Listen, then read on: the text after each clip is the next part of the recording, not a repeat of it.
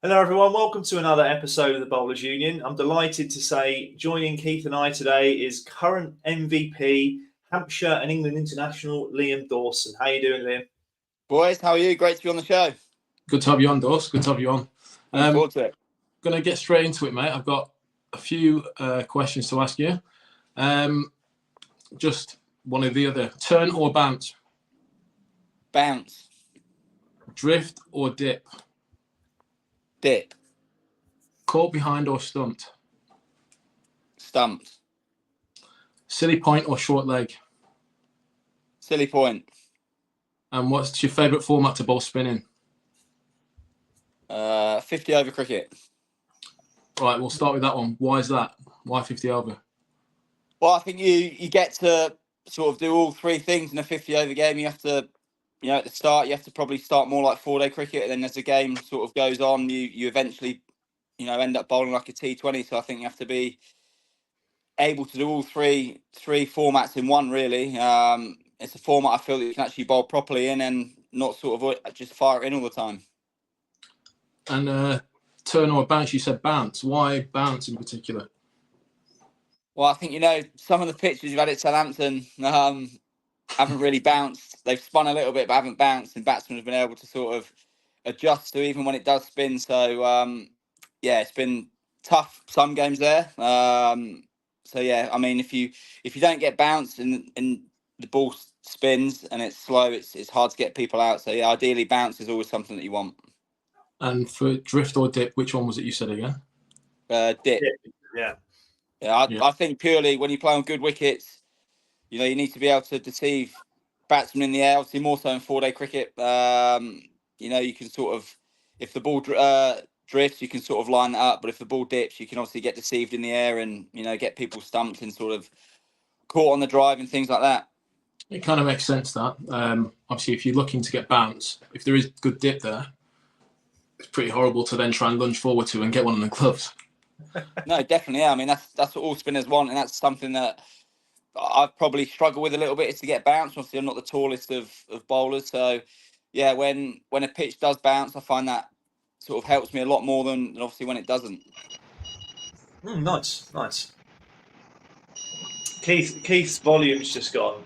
I don't know if he realises. So I'll just ask you a question anyway while he's sorting this out, because we obviously as seamers, there's always loads of us, isn't there? You know what I mean? There's normally 3 or 4 in a game, and there's normally in the UK there's one spinner.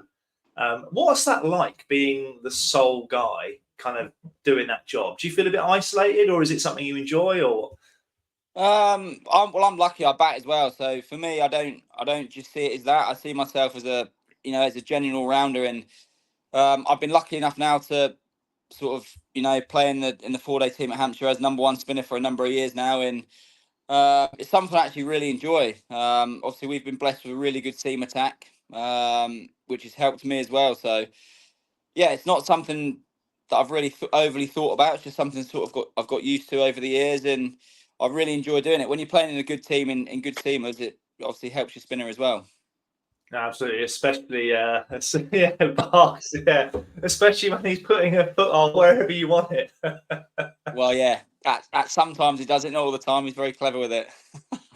I'll try. So Daws, tell us, you didn't start off as like a seamer where you then converted into spin. You've always been a spinner, haven't you? Well, I was up until about 13, and then Really? one of my coaches, it was an age group coach, I can't remember what his name was, basically said that you're probably not tall enough to bowl seam. And I sort of started bowling spin and sort of did that from, I think, when I was 14, and sort of I was very natural, didn't really think about it, just sort of tried to bowl and had an action where it's probably a little bit different. And sort of I went with that for a few years, and I probably got to 19 or 20 and I really struggled, actually. I went on an England under-19s tour and they tried to change quite a lot of things, and I sort of came back for one of those tours and it wasn't natural anymore. It was sort of, I don't know how to describe it. It was sort of being coached however we should be coached. And so probably for 3 or 4 years, I sort of lost my bowling. But luckily I managed to bat well and play as a batter a lot of that in a lot of that time. It's not like England to do that to players, just totally recreate everything they've done since they started bowling. I remember obviously playing you. You were predominantly white ball that you really excelled in, but especially over the last few years of playing with you, it seems that your red ball has really kicked on. Why is that? Would you say? Well, I think conditions are massive for that. I think at Southampton, we've had a few wickets that have actually spun. We've played on some used pitches that have spun, so I think that has made a massive difference. I think when conditions suit, I think because I'm accurate, I know that I'll get wickets. So yeah, I think that's a massive part of the reason I've got more wickets and I've got better, because I've bowled a hell of a lot in the last sort of 5-6 years. And that's probably the main thing. I mean, if you don't bowl, spinners don't always bowl in England due to conditions. Captains are very reluctant to bowl them at certain times, because it's probably, as a batter as well, when spin comes on day one or day two of a game in April, May, it's the best time to bat and you look to score. So captains are sometimes a little bit reluctant to put your spinner on. But yeah, I feel that the reason I've sort of got better and I feel I'm getting better is by purely bowling and having some pitches that have helped. Makes sense. Actually, I wrote down a question I wanted to ask you about, and you've just sort of teed me up perfectly. It's like you knew what I was thinking. Where do you sit with pitch preparation and it being tailored to suit spinners? Because Somerset tried it, didn't they, for a period, and they produced Leach, Bess, and this kind of stuff. And then they started getting dot points, and then all of a sudden they've kind of got rid of it and things like that. Do you think that spinners need a little more assistance in that sense? I think you need a bit of both. I think you can't just bowl when conditions suit. I think the reason I feel that I've got better as well is I've bowled a lot on, not sort of the last 5 or 6 years, but maybe a couple of years before that, where our team has done a hell of a lot of the work, and I've had to come on and sort of hold an end up when pitches are green or it's not conducive to spin. So I actually think that's a massive part of spin bowling and learning how to bowl, when conditions don't suit. And I think that's where you have to learn to be accurate. And I think as soon as you've learned that skill, and if pitches do spin, because you've sort of bowled on pitches that aren't conducive to spin, you know you're going to be accurate, and you don't have to do much when a pitch spins. You have to just land the ball in an area, and yeah, the pitch will do the rest for it. This might sound like a weird question, but I'm thinking that with my seamer's head on, so obviously you'll forgive me, I've never bowled any spin. But when you've got a pitch for, say, first innings that's not really spinning or something, are you supposed to bowl on it the same way in the second innings, almost like it isn't going to spin, and put that same effort in and energy and stuff like that? Yeah, I mean, on something that Vince is good at as well, that if I'm bowling on day one and day two and there's nothing in my favour, I think the biggest thing for me is my field placing. I'm not, coming from a batter's point of view, I'm not going to let someone just hit me over my head straight away. I'm sort of going to block that off. People might see that as being negative and, it's not the way to go. But, it's not really your time to bowl as a spinner. Your time there is that, you might get the odd wicket if you're accurate. But I know as a batter that I want to hit the spinner. And I want to take him for boundaries, and that's not hitting him over the top. That can just be hitting him along the floor. So I find by blocking those sort of shots off, and I back myself that I can get 4 or 5 dots on with a field out anyway. And hopefully if I bore him and cut the boundaries off, because players want boundaries these days. The game's in a completely different state to what it was a few years ago. So my whole thinking is if you take their boundaries away and you build enough pressure with, your good teamers at the other end, eventually you'll end up with 2 for 50 off 20 overs, and you've done your job for that day. Yeah, I'd agree. It seems like you try and play a little bit of cat and mouse with the batters, with how you set your field. Like there will be little subtle changes. You'll have mid-off and mid-on kind of just hanging, but kind of tempting the batsman to, well, go on. If you want to go for it. But if you don't get hold of it cleanly, you're probably out. And the way you move your 45, I think subtle changes, that keeps everyone interested a little bit. Keeps the batter wanting to do something, but do they dare take that risk? No, definitely. I mean, I actually spoke to Nathan Lyon, our first game of the summer at Southampton. I found it really interesting, actually, the fields that he had on the first couple of days. And, he had mid-on back the whole time, even to new batsmen. And I found that really, really interesting. I actually said to him on day 4, I said, what's the reason that you do this? Because I said, I do this a lot, and I thought it was very negative. But then hearing the reason why he did it sort of put me a little bit at ease, and thought, actually, do you know what, you're doing the right thing. And he basically said that why would he want someone to hit him over his head when the conditions don't really suit? He still backs himself that the way people play now, they could even still take long on and get caught at long on. So yeah, it was actually really interesting hearing, the best finger spinner in the world in all conditions, as the reason why he does that. What did you think to his first innings bowling round the wicket, creating his own rough? That was a bit different, wasn't it? I thought that was amazing. Yeah, I was actually batted a lot that game, and I was amazed with how much rough he sort of creates. On a perfect length, and I mean, it's a skill. It's something that I actually, I have thought about. Trying to work on. It's something that can be a massive asset. Is what you do, Barks, when conditions suit. It's something that can turn games of cricket. But for him to do that is, it's a high skill. I thought it was, and the fact that even though he came round the wicket to right-handers, creating rough, but still found a way of setting a field where he could take wickets was quite genius way of bowling. I thought he went about it really well. He did, yeah. He basically, that whole innings, didn't he? He basically shut down the offside. He was very attacking, to be fair, but he's a world-class spinner, and not many people can bowl like him. And the fields that he had, for day one and day two of a game was, quite remarkable, really. You couldn't really hit him through the offside, and he was basically saying that, if you want to take a risk, then, good luck. But he was happy to play the long game and just sit in. Yeah, that's meant. Do you find now a lot more batsmen are looking at reverse sweep and sweep as they go to, or like you said, the straight man, you finding they're looking to dong you over your head more? I think not really. I mean, the only time that I feel batters do that, is mainly to left-handers when there's a lot of rough. That's the only real time they sort of reverse sweep. But that's something I actually don't mind, especially if there's a lot of rough there. They can do it 2-3 times before you can really make a field change, and then if you block that off, it's only one run, and they're probably still going to play it. But yeah, I don't really mind it, to be fair. I think anybody that tries to sweep me, I always feel in the game.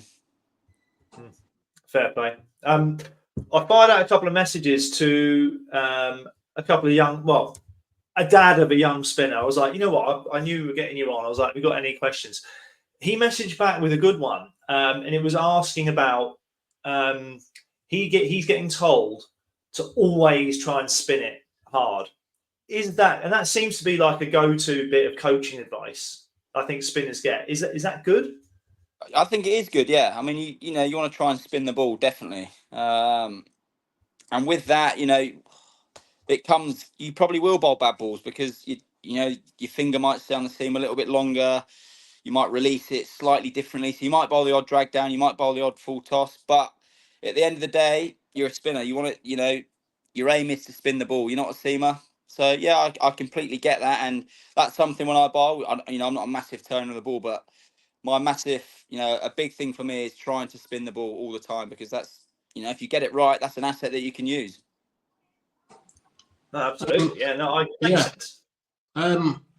What would you say, obviously for us seamers, when we're playing red ball to white ball, there's a difference in how we try and hit the deck. Is there anything you specifically have to change when you're going from one format to another? Yeah, actually, that's one thing I really, really struggle with. And I think the game we played, Warwickshire, at Edgbaston, in between that T20 block, that's something I find it really difficult, because in T20 cricket, I'd sort of try and drag my length back by probably 2, 3 or 4 feet and bowl short, look to get cut. And in 4-day cricket, I'm obviously looking to bowl fuller in a different sort of trajectory, and different trajectory of the ball coming down. And that Warwickshire game, I actually really struggled. I didn't really practice. I was playing T20 the whole time, and I think 3 days later we went straight into a 4-day game, and I actually found myself, I was frustrated. I spoke to Pop about it, and I bowled too short and too fast. And yeah, it's one of those things that it's probably the biggest thing I struggle with in my career is sort of chopping and changing formats, especially going from white ball to red ball. I think most people do, to be honest with you, so you're not alone there. You just mentioned about how you look to try and get cut in white ball cricket. I understand why, but for those who may not know, those spinners that are listening, for what reason is that? I just think players now are so good when the ball is, in a step hit region that, no matter what time of the game it is, no matter what number they bat now, it's they seem to just hit it for 6. So, by being cut, you're sort of above the top of the stumps, and if somebody wants to go across the ball, You can get a top edge, you can get LBW, but I find as soon as you go a little bit fuller, you just get whacked now. So it's a mindset. Well, I have a mindset in 2020 where I bowl very defensively, a little bit shorter, and if I do get pulled in cut, then I'm happy. Because I have seen you, not just yourself, but I remember Jeetan Patel especially. It always seems like in white ball cricket, you're a little bit quicker through the air, and those people who do try and cut you, sometimes it skids through, and you get a nice little wicket there bowled and stuff. I think I can see the difference, and it looks quite effective. Yeah, definitely. It's also I bowl a little bit different trajectory, and I sort of go more down into the wicket, purely for that reason, to get cut, to get pulled.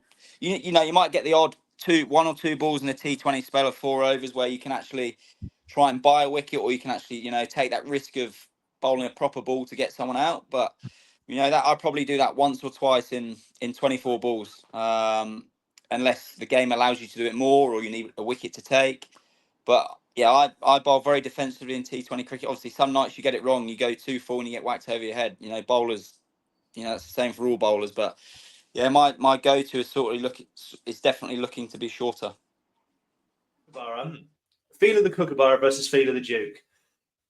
It's my kind of, well, not common belief. I've picked up that spinners much prefer a Kookaburra. Is that fair?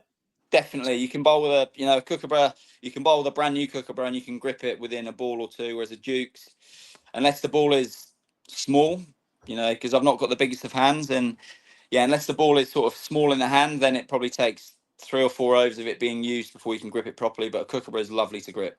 I don't know why, but the seam seems maybe the ball's smaller. It's obviously a different seam, as you know, but yeah, I definitely prefer the Kookaburra. I mean, I can't get my head around how hard it must be, let's say in a red ball game now, when you've got seamers at the other end looking to buff it up as well, how you're meant to compete when you don't have the feel. Do you know what I mean? Like, what do you do in that scenario? Well, that's when I go back to my field placing. That's where you've got to be, if you don't feel quite on it, or the ball doesn't feel quite right, your first 3 or 4 overs are massive in your spell. It's huge. There's no point in leaving the field up. You're better off having a few more people back if you're not quite feeling it, or you don't quite get to terms with the ball, because there's nothing worse than bowling 3 overs and going for 20. Then the batsman's on top, then you're dragging it back the whole day. You're going at 3.5, 4 and over. So yeah, when days that you don't feel right, which happens, all bowlers have days where things don't feel right. That's where my feel becomes even more important. And also, it's when I don't feel right, it's where I decide I'm going to miss. If I feel like I'm bowling a bit too short, then I'm thinking, right, if I miss, I'm going to bowl a half volley. Or if I'm bowling too full, if I miss, I'm going to bowl, a back foot clip or something like that. Just so I can be a bit more clearer as to what I want to do, to make it clearer for me. I don't know if that makes sense to a lot of people, but for me, that's what works. It should make sense, because I mean that's how seamers should think too, isn't it? Like, you don't want to miss short on a wicket that is moving a lot and is like tennis ball-y, for example. Do you know what I mean? Yeah. So no, we think the same there. So I don't know if hopefully we get spinners listening to this podcast, and we'll try and make sure they do. But that's good advice for anyone bowling. How you do well when you feel 7 out of 10, 6 out of 10, you've still got a job to do for the team. Yeah, definitely, because you're not always going to have days where you're 100%. Very rarely that happens. And those days are just limiting how bad that day is. A bad day might be, for me, a bad day for me is going at 3.5 and over, and I get really annoyed if I do that, or go, just under 4 and over. I think that's a really bad day. So, if my bad day can be around that 3.5 and over, I can live with that. But, if I'm going at 4.5 and over, 5 and over, then that's when I know that it's not good. Yeah, for sure. You're big on that sort of stuff, Keith, aren't you? Yeah. That's one thing I think separates your good bowlers from your better bowlers, really, is that their bad days, you can't really tell that the figures might not look amazing, but you can't even really tell from how they've come across or anything. They've kind of managed to find a way to keep it at a decent level. You sort of survived. Yes. Yeah. I had a question for you, Daws. How would you look to prep within the different formats of red ball and white ball? Good question. Well, Pop's actually, Graham Welsh, our bowling coach, obviously you two know really well. He's been really good, when it comes to red ball cricket. I use one of those, what are they called, Barks? What are they called? Little thin We like Agger ball. Is it an Agger ball? Maybe. I know what you mean. Yeah. It's like a half a cricket ball, isn't it? Would you say that? Yeah. Yeah. It's like You're basically working with a seam. Yeah. And so basically, purely, I tried to do a lot of that pre-season. Maybe the odd morning of a game, if I don't quite feel my seams where it needs to be or my shapes where I need to be. So, I'll maybe do 20 minutes bowling with that ball purely and not really worrying about where the ball goes, more looking at how the seam's coming out. And, if I do that well, the ball will come down in how do you describe it, Barks? Diagonal way? A horizontal way. Sorry, horizontal way, yeah. But if it doesn't, I don't know, I'll get confused. And if it doesn't come out well, the ball will, move differently. But until obviously people listen to this, are not really going to understand unless they understand what sort of ball it is. Is this just in the air to the coach with the mitt on? Yeah. So I'd start just off a couple of steps into a mitt, and then I'd go back to my run up and maybe do 12 balls. And that's a massive thing for me in red ball cricket. And that really helps my sort of spin, and I try to sort of get a bit more overspin. And then 2020 cricket, I'd sort of go completely the opposite way and look to bowl more side spin and more sort of undercutters, purely for the ball to sort of skid off the surface. And as I said, I like to bowl a little bit shorter, so if it skids off the surface and people are trying to cut and pull, it can do them for pace maybe and sort of bowl them. Can you elaborate a little bit on, in your opinion, when the best time to put more overspin on the ball is versus side spin, in terms of like wickets and things like that? What's your thought process then? So I think in England, it's something that I find really difficult, purely because I play, for a number of years, I played a lot of cricket in Asia, a lot of T20 cricket in Asia, and where you have to bowl side spin because over there, the wickets sometimes spin, they sometimes skid, and side spin's the best way to go over there. So it's hampered me a little bit in red ball cricket, because when you come back to England, you play an early season, the pitches don't really spin. Your biggest weapon is your overspin and your bounce. And that's what you need in England. And that's something that I actually find really difficult to do. So that's why I do work with that ball that I talked about to try and work on the overspin. Early season, if pitches don't spin, overspin becomes your biggest weapon really and creates more bounce sort of off the pitch. And then if pitches start to spin, if you look at, the way Jadeja bowls, Axar Patel, they very much side spin. So, when a pitch spins, basically the pitch does the work for you. All you have to do is land the ball in an area and, the ball will come down sort of looking to hit the rough side sometimes, and sometimes it might clip the seam. So if it hits the rough side, obviously it skids on, and that's when you get your LBWs on the spinning wickets. And if it sort of clips the seam, then you obviously spin. So, when it spins, side spin is your biggest threat, and when it's not spinning, overspin becomes more of a threat. Nice, like that. That's some good advice, I think, for any young spinners listening to that. That's absolute gold dust. What about? Sorry, I keep talking about red ball cricket. If you've got a shiny and a rough side, how are you holding it then? In terms of, is the shiny in your hand? Again, that's a good question. It completely depends, really. I mean, no, not if the ball isn't reverse swinging, then I'd hold the rough side. Okay. So obviously it doesn't mess up the shiny side. But if the ball is reverse swinging, and that's something that you'd obviously speak to the bowlers about, and then I would hold the shiny side, obviously, because you don't want to mess the rough side up for reverse swing. So if it's reversing, I'd hold the shiny side. If it's normal conventional swing, I would hold the rough side purely. It can mess the rough side up more. And so this is maybe again a bit old school of me. I didn't know whether you use the sides of the ball for drift, or does drift just come out? I think that's a bit. Yeah, I'm not. I think that's a little bit of a myth. To be fair, okay. I think you get your drift from the amount of revs you put on the ball. Right. So for me anyway, I don't know what other spinners feel, but I feel if you look to spin the ball hard, you get drift naturally. No matter what side of the ball you hold. Right. No, I like that. That's good, because I'm pretty sure that's a kind of concept that gets said quite a bit, to be honest. No, definitely, yeah. But no, it's not. We like to dispel myths, don't we, Keith? Especially Keith. Anything to do like brace front legs and things like that. Obviously, Daws, you're wearing your kit. You're in the 100 at the moment. How would you find being a spinner in that format? And do you find it even another level up of intensity from the T20 stuff? Or yeah, definitely. I mean, it's the standard is very good. There's some exceptional players. The whole feel around games, it feels like an international game of cricket every time you're playing. So yeah, there's obviously a lot more pressure. I think batters come harder at you because there's only 5 balls and not 6 balls in an over now or in a set. So yeah, you've got to be on it. And, the first game I played, I got whacked, and luckily the other night I did well. But I think that's the nature of 2020 cricket or the 100. As a bowler now, it's brutal, as you know. Have you ever looked? You've done well to avoid that format, Liam. Yeah. Never know. A few years. You never know. Do you ever look to use execute Yorkers a lot when you're playing, or is it something you've not needed to do? No, definitely. That's one thing I didn't say on preparation. Actually, yeah, that's in white ball cricket. That's something. It's probably one of my biggest things to go to as a practice point is doing my Yorkers and doing that a lot, because you need it as a finger spinner. You don't have all these variations that the wrist spinners have.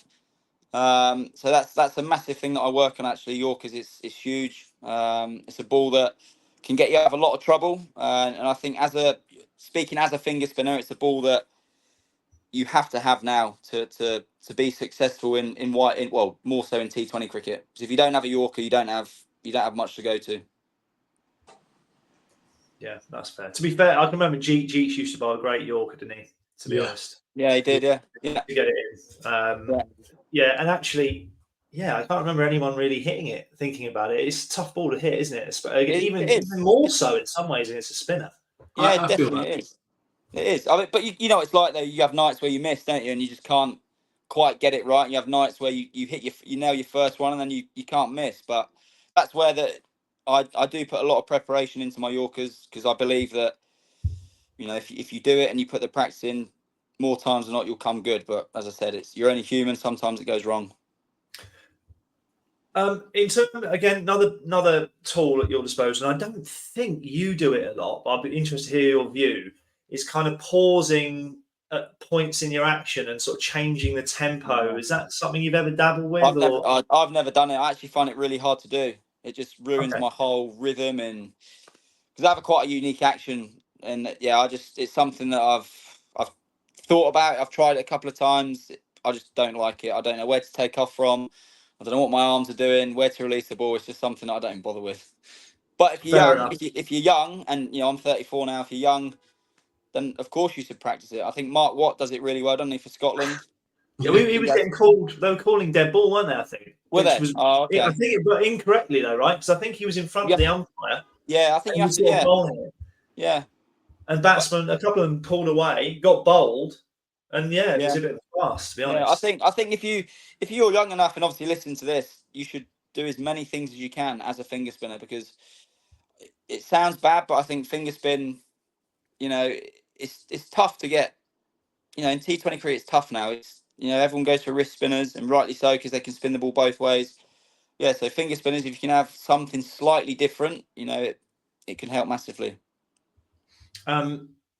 So I'm not putting you on the spot here, hopefully. But then, what do you think your point of difference is? What's made you so successful for so long? I actually don't know. I have no idea. I'd like to think I read the game fairly well. That's probably a massive strength of mine.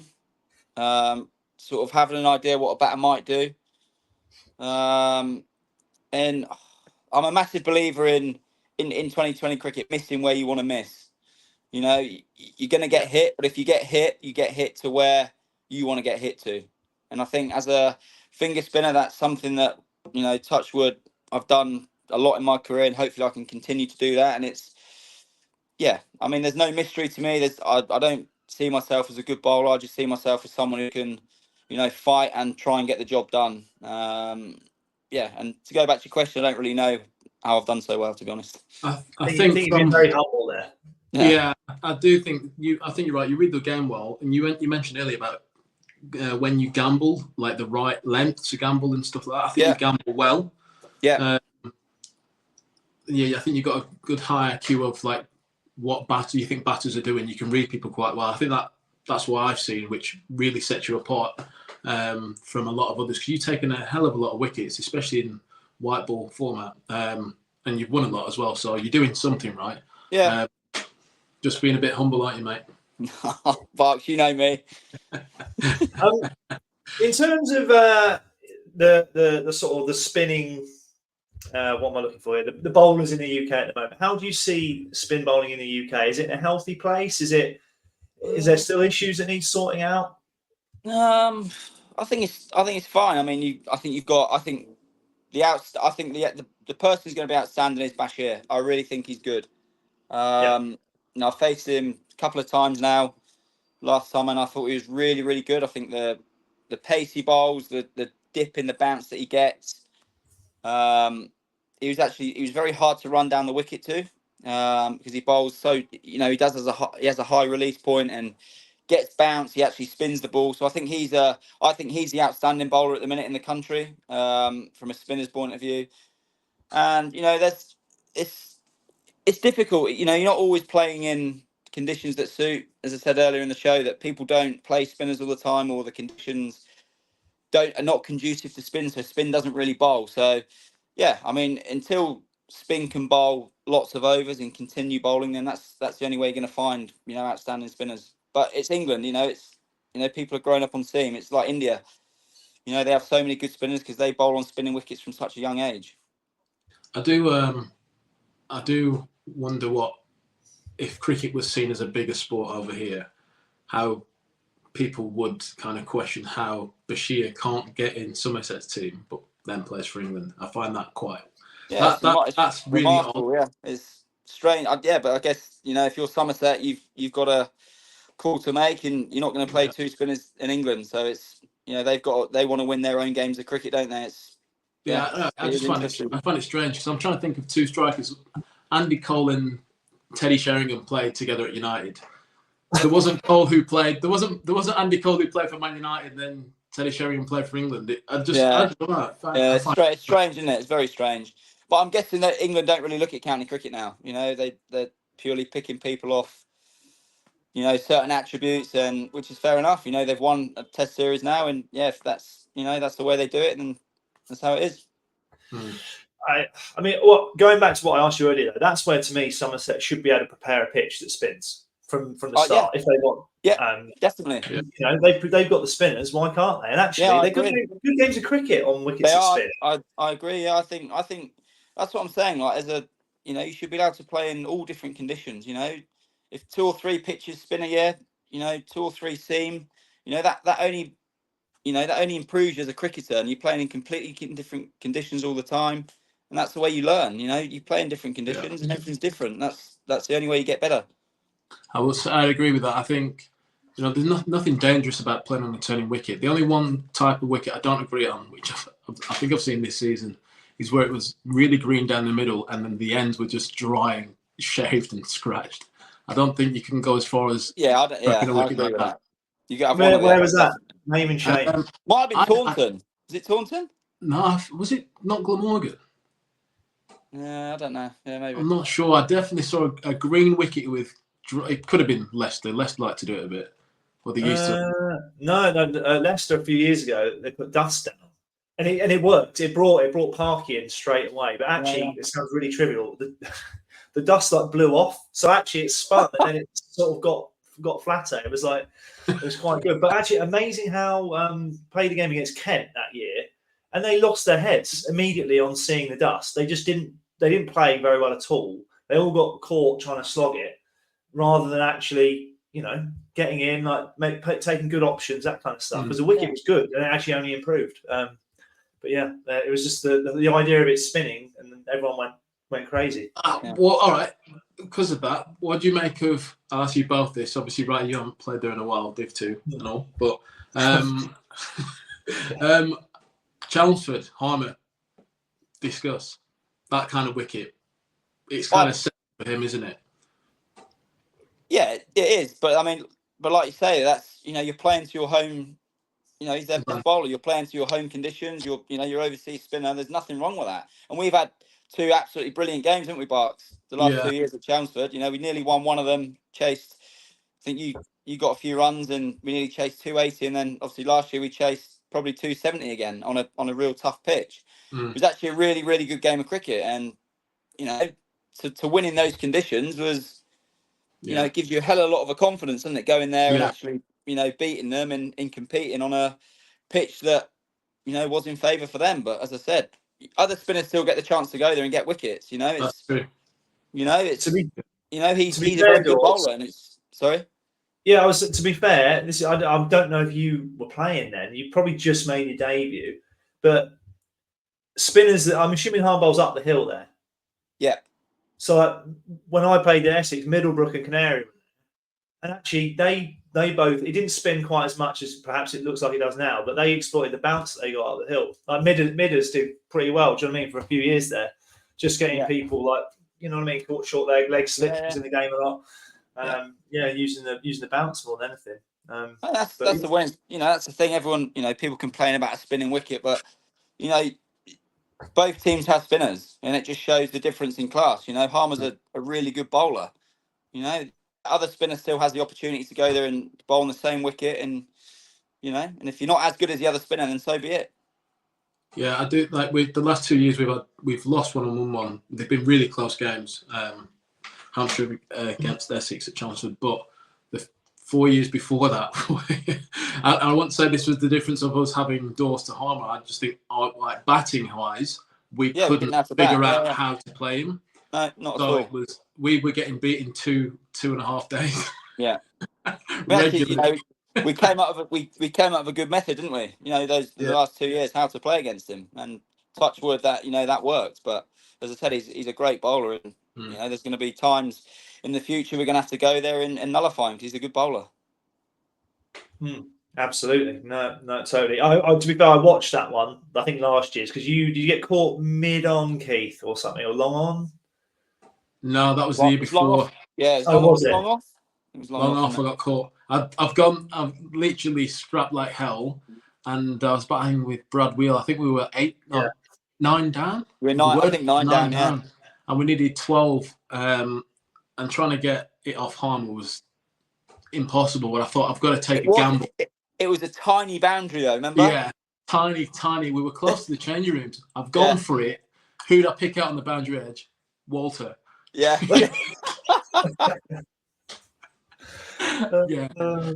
Unfortunately, yeah. But no, Chris, have you got any more questions? I know Dawson's got to get off pretty soon. Yeah, that's all right. Another 5-10 minutes, right? All right. Fair enough. We'll keep chin wagging. Well, I was going to say, if you need to go, you by all means, you shoot off, and we'll talk about some of your theories and stuff for 10 minutes after, just to get a bit more, get a bit more chat.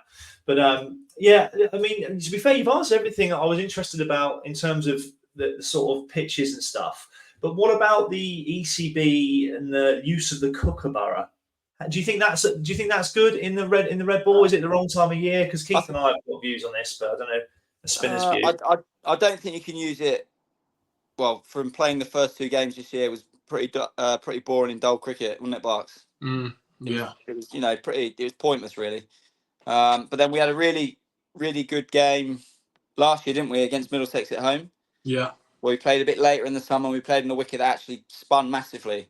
Right. And it still went to, I think, 3.5. Was it 3 days? Maybe 3.5 days, maybe. 3.5 days, I think. Yeah. We and that was a really good game. And I thought the ball worked really well. And we actually played. We just played a lot better than them. There's a lot of runs scored. We got 400, 500, maybe.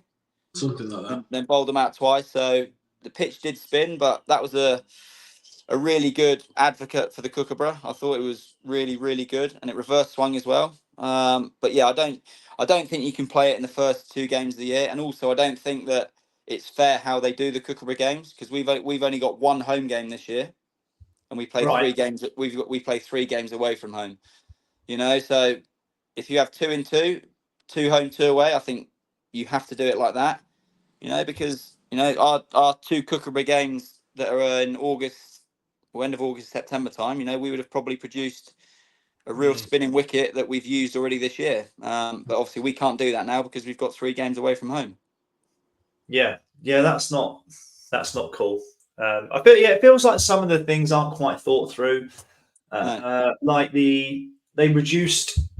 They want better batting pitches, but they reduced the points, didn't they, down last year, which kind of didn't incentivize better pitches. But they've rectified that this year. But I think they just do a bit of too much. Out a bit, to be honest. Yeah, well, you think you've got to get 450 and 110 overs, and against good bowling attacks, and considering and depending on where you play, the size of grounds, there's so much variability in that, and I'm not sure who decides that stuff, or I have no idea, but they seem to chop and change all the time. Yeah, a bit annoying. So one other question I've just thought of that I want to answer, and you mentioned this at the start: silly point versus short leg.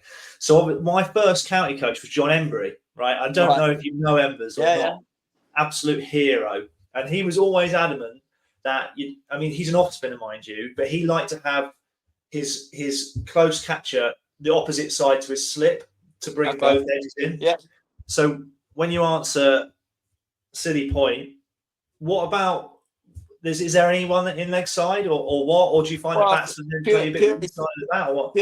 Purely for me, it's obviously to a left-hander, definitely a short leg if there's rough. But I was purely basing it on if the pitch isn't really spinning much. I don't really get catches to short leg off to right-handers.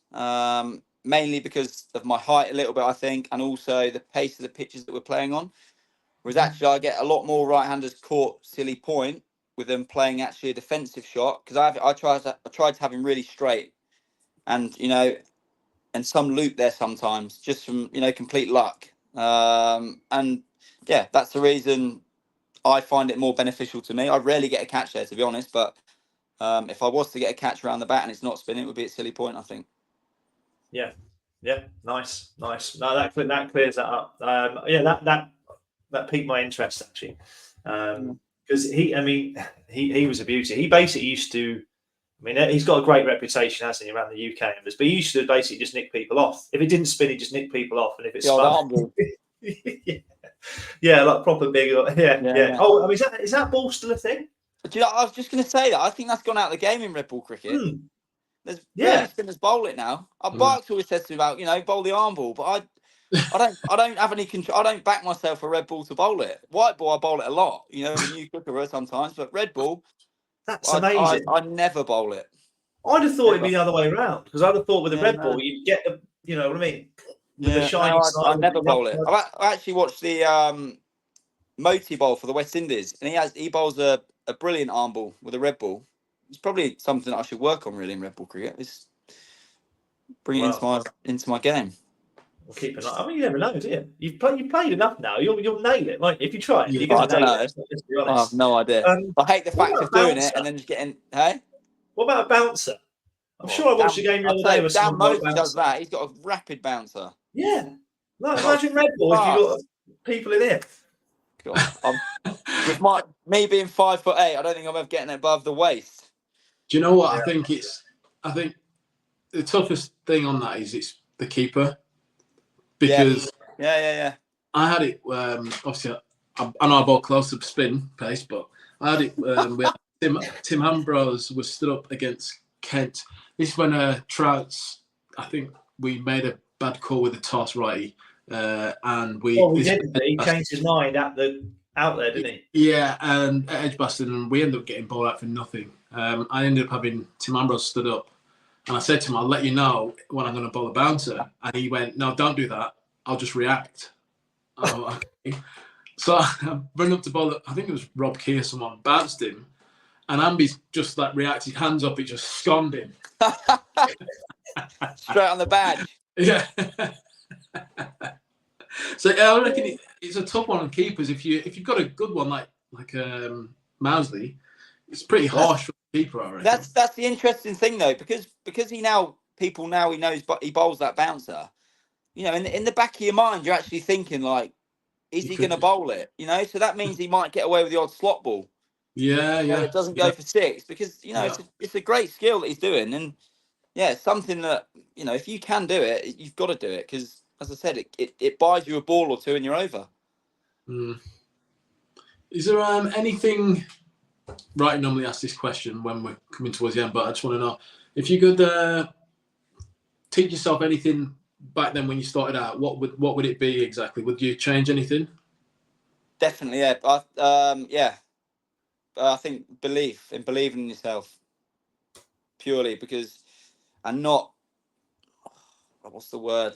I think the older you get, you sort of learn to deal with failure and you learn to accept it. But yeah, I think that's the biggest thing. When you're young, you don't accept failure, or you don't accept it well. And that took me a long time. Probably took me till I was about 30 to really accept it and understand it. And I think that certainly held me back from, you know, I could have been a lot better, because I probably worried too much and would always worry about form.